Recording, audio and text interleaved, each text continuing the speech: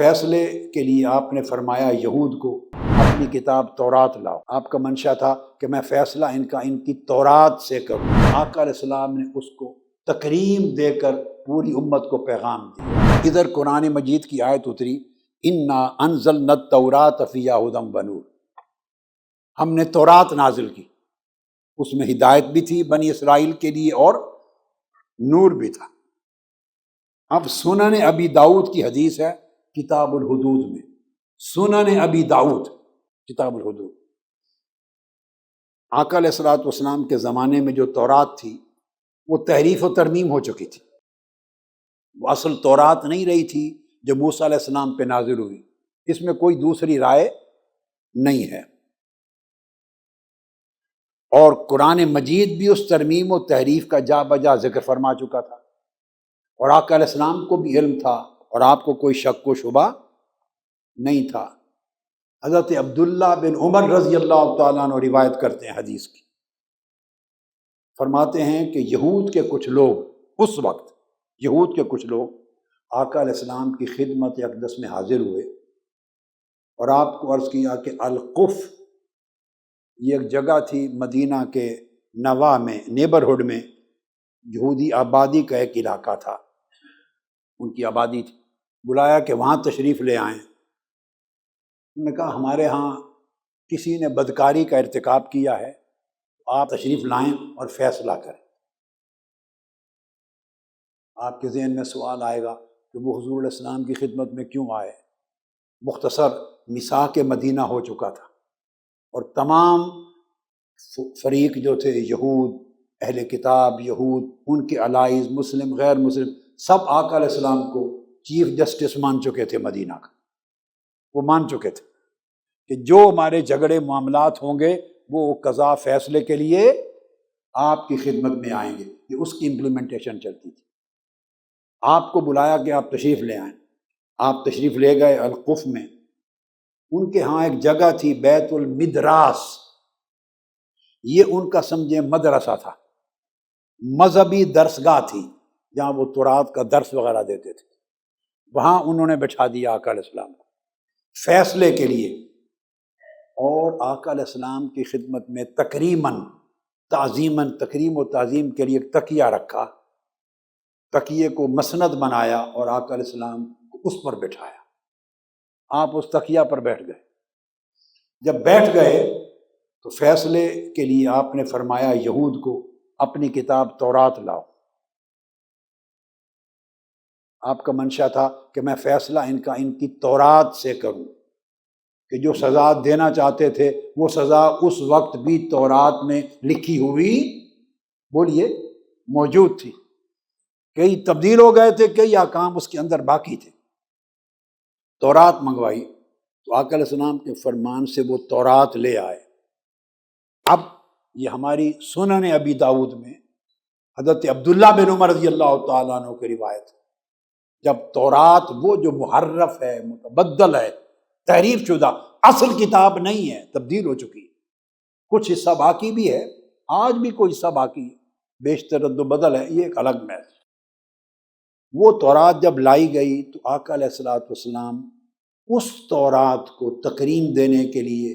فوری طور پر کھڑے ہو گئے اور اپنا تکیہ نیچے سے نکال کر اس تکیے پہ تورات رکھ دی۔ جس تکیہ پر مسند پہ خود تشریف فرماتے اس کو نیچے سے نکالا اور اس پر تورات رکھ دی، اور حدیث کے لفظ آگے ہے، تورات رکھ کر تورات سے کہا، اے تورات، میں تجھ پر ایمان رکھتا ہوں اور اس ذات پر بھی ایمان رکھتا ہوں جس نے تجھے نازل کیا تھا۔ تجھ پر ایمان سے مراد وہ جو اس وقت صورت تھی اس پر نہیں، وہ مراد تھا اصل تورات جو موسیٰ علیہ السلام پہ نازل ہوئی تھی، میں اس پر ایمان رکھتا ہوں اور نازل کرنے والے پر ایمان رکھتا ہوں۔ اس کے بعد حدیث میں پھر واقعہ بیان ہے، اس کو امام ابن عبد البر نے التمہید میں بیان کیا، امام ابن حجر عسقلانی نے فتح الباری میں بیان کیا، امام قسطلانی نے ارشاد الساری میں بیان کیا، علامہ عینی الحنفی نے عمدۃ القاری شرح صحیح بخاری میں بیان کیا، حافظ ابن کثیر نے اپنی تفسیر میں، امام بقائی الغرق، بے شمار ائمہ مفسرین محدثین بیان کرتے ہیں، اور کسی نے نقد نہیں کی اس پر، کسی نے اس کا انکار سب ائمہ نے استدلالن بیان کیا اور انکار نہیں کیا۔ یہ بڑا خاص وقت آ گیا جو بات سمجھا رہا ہوں، ایک خاص نقطہ ہے۔ اس کا محل استدلال کیا ہے؟ وہ تورات جو آقا علیہ السلام کے زمانے اقدس میں تھی وہ اصل تورات نہیں تھی، تعریف و ترمیم ہو چکی تھی، اور آقا علیہ السلام پر یہ بات واضح تھی اور قرآن مجید کو بیان فرما چکا تھا، کوئی شبہ نہیں تھا۔ اس کے باوجود جب وہ تورات آئی تو آقا علیہ السلام نے وہ جو بگاڑ ہو گیا تھا اس کو نہیں دیکھا، جو اصل تعلیمات بچ گئی تھی ان کو دیکھ کر جس اصل میں وہ نازل ہوئی تھی اس نسبت کا احترام کر کے اپنا مسند چھوڑ کے تورات اس کے اوپر رکھ، اس پر تورات رکھ۔ آقا علیہ السلام کا یہ عمل مبارک محض ایک کتاب کا احترام نہیں تھا، یہ ایک پیغام تھا وسعت قلبی، عدالت نظری اور اخلاق کریمانہ کا۔ یعنی جس کتاب کے وہ ماننے والے لوگ بیٹھے تھے جنہوں نے آپ کی نبوت کا انکار کیا اور آپ کا انکار کر کے کفر کا ارتکاب کیا، آقا علیہ السلام کی نبوت و رسالت کا انکار کر کے کفر کا ارتکاب کیا، وہ لوگ اور کتمان حق کیا اور اپنی کتاب میں ترمیم و تبدیلی کی، ساری باتوں کے باوجود اور اس کی ترمیم کے باوجود آقا علیہ السلام نے اس کے اندر جو اصل نسبت تھی نزول کی موسیٰ علیہ السلام پر، جس کا ذکر قرآن میں آیا تھا، اس نسبت کو ذہن میں رکھ کر آقا علیہ السلام نے اس کو تکریم دے کر پوری امت کو پیغام دیا۔ اور وہ پیغام یہ ہے کہ اگر اس ایک کتاب جو اصل حالت میں نہیں رہی،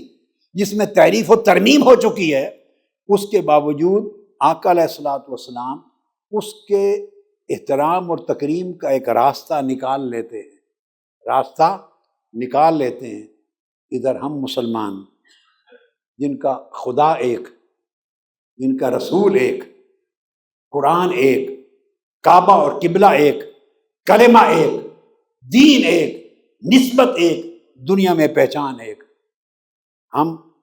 اختلافات پر پوری زندگی فوکس رکھتے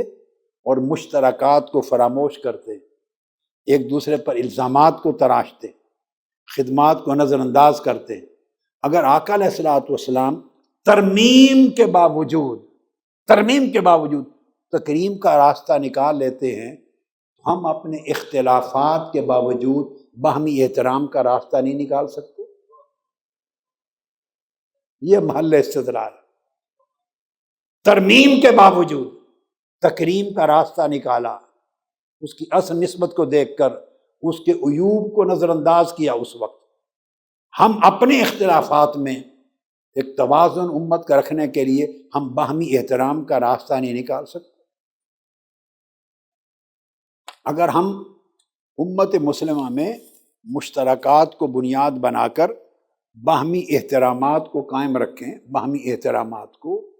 قائم رکھیں تو